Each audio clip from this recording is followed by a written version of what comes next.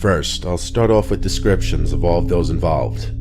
My name is Kelsey. I was 17 years old at the time of this event.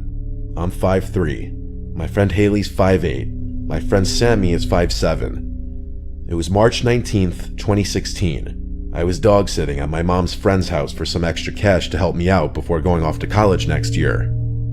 It was a cool spring night, and the people I was dog sitting for have a super cool sunroom where my friends and I like to smoke. So I decided to invite 2 of my other friends over to spend the night and make this whole dog sitting thing more fun. Haley and Sammy were a little older, with Haley being 23 and Sammy being 22. They brought over some vodka for us to drink.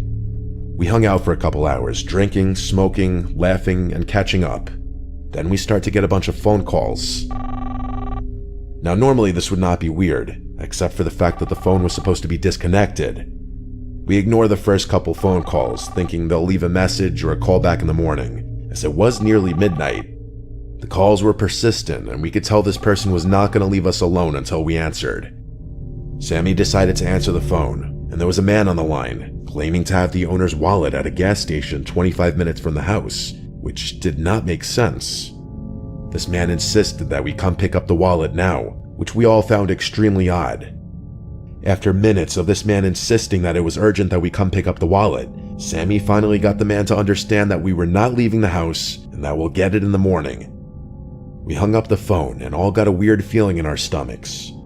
We grabbed the dog Willis and run into the back bedroom, shut all the blinds, and lock the door.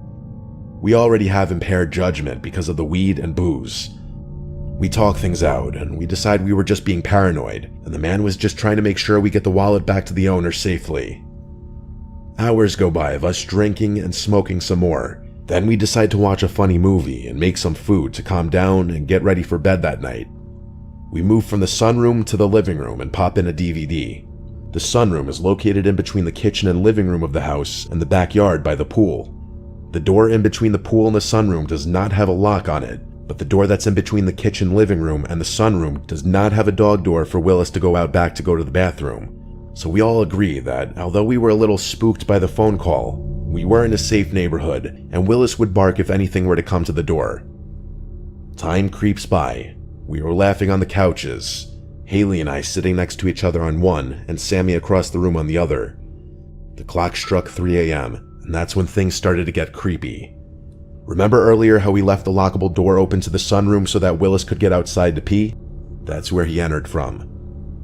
I'm fully immersed in the comedy, but do you ever get that unexplainable feeling that you're being watched by somebody? That feeling suddenly became overpowering. I turn towards the kitchen and see a dark mass hunched over in the kitchen. I freeze and for a second think I'm seeing things. I watch as this mass reaches up into the cabinet, and that's when I realize there's someone in the house.